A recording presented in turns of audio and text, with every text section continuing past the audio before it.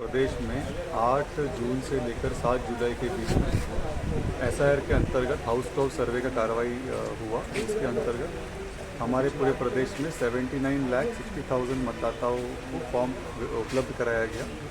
इन सभी मतदाताओं के फॉर्म भरने के उपरांत और डिजिटेशन का कार्रवाई का संपन्न होने के उपरांत पूरे प्रदेश में 71 लाख से ज़्यादा फॉर्म्स डिजिटाइज हो चुके हैं। अभी 8,33,000 फॉर्म ऐसे हैं जिनका अनकलेक्टेबल श्रेणी में जो दर्ज रिपोर्ट उसमें पाई गई है, उसमें से 1,24,000 मतदाता ऐसे हैं जो मृत श्रेणी में पाए गए हैं, तो उनका नाम तो अनिवार्य रूप से विलोपित श्रेणी में दर्ज होगा, विलोपित किया जाएगा।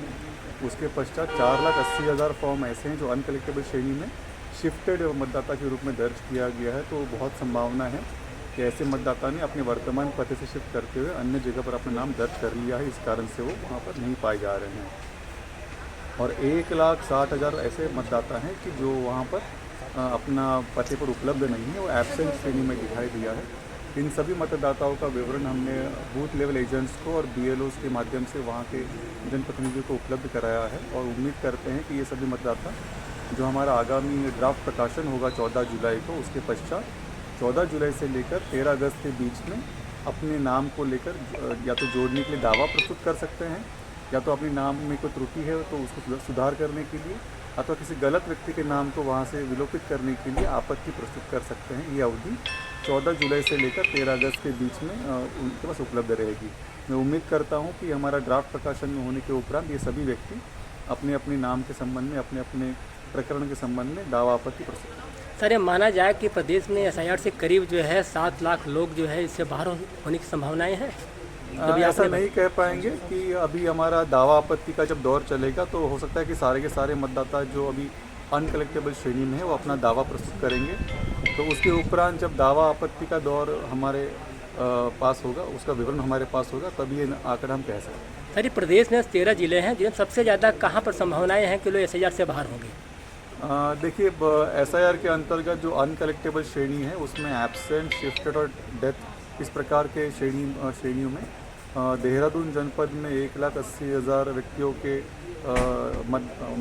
फॉर्म्स हमको प्राप्त नहीं हो पाए हैं, तो वहाँ पर सर्वाधिक संख्या दिखाई दे रही है। उसके पश्चात सेकेंड नंबर पर फिर उधम सिंह नगर, हरिद्वार, इससे बड़े जनपद भी शामिल। उधम सिंह नगर मतलब कितना आंकड़ा है?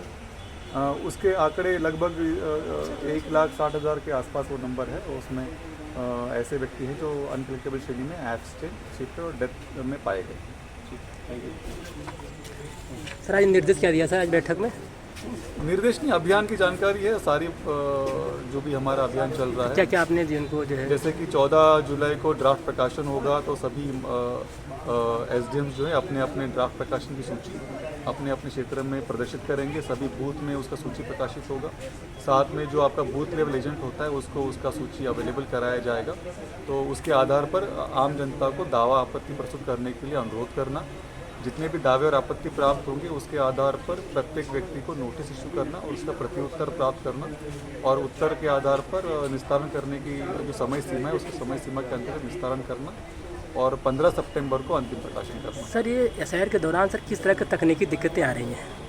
देखिए, तकनीकी दिक्कत तो ऐसा कोई आया नहीं है, क्योंकि इससे पहले भी 12 राज्यों में ये कार्रवाई पूर्ण हो चुकी है और हमसे बड़े बड़े राज्यों में ये कार्रवाई पूर्ण हो चुकी है, और उनसे फिर सीख लेते हुए हमने सुधार किया है और हमारे राज्य को ट्रेनिंग करने के लिए और तैयारी करने के लिए पर्याप्त समय प्राप्त हुआ, जिससे हमारे BLOs ने इस काम को बहुत सुगमता से और सरलता से पूर्ण कर दिया।